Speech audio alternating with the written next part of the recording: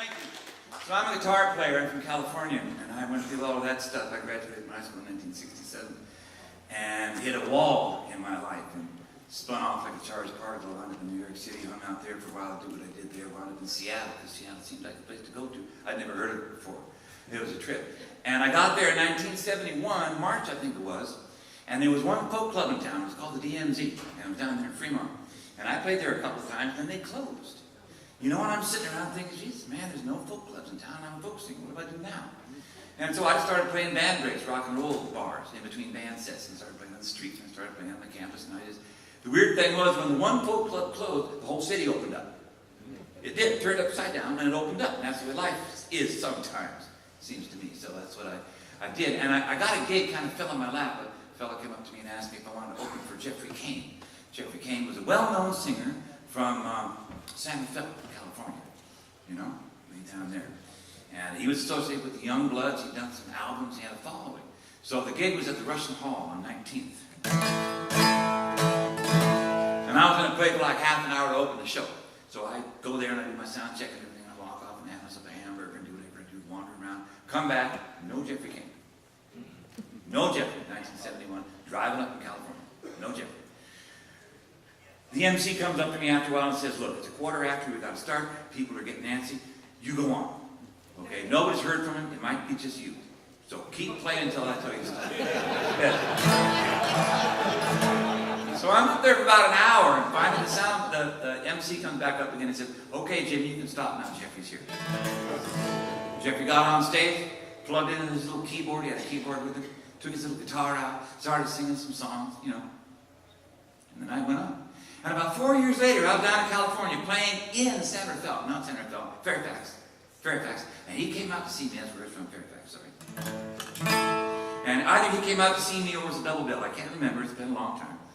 But he talked to me a little bit, and I stayed at his house, and we went out and traded songs, and he told me what happened that night. Just to give you an idea what a guitar player can do.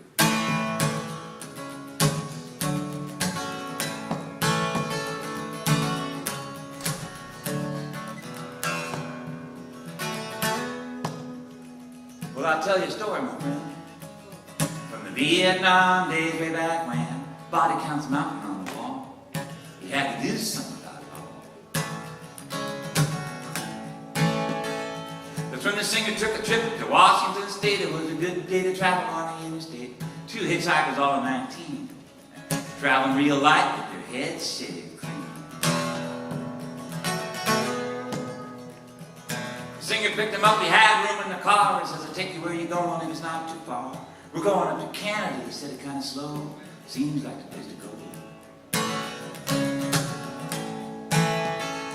Where you can trust a stranger if you give him a chance, and there's a million stories in a sideways glance. The singer knew he had a long-range view. I'm only going to Seattle, he said, but I'll see what I can do.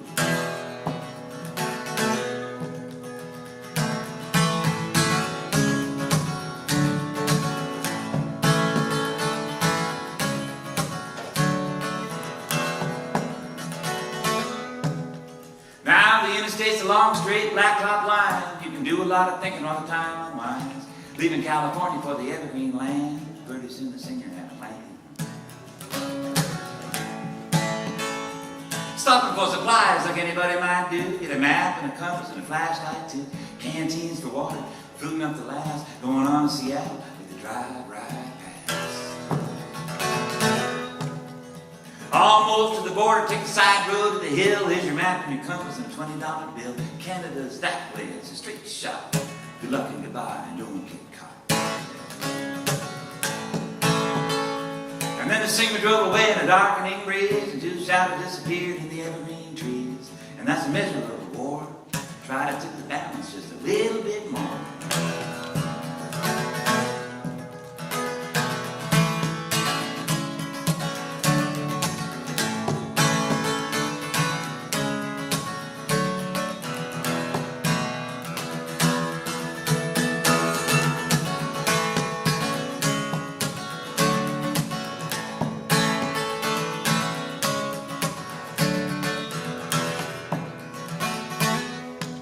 I was there when the singer came in late. muttering something about the interstate. The songs were good and the music was fine, and that's what kept us going most of the time.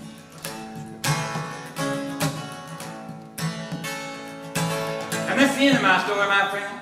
From the Vietnam days way back when, about a singer on the road and the AWOL kid. How you had to do something, and that's what they did.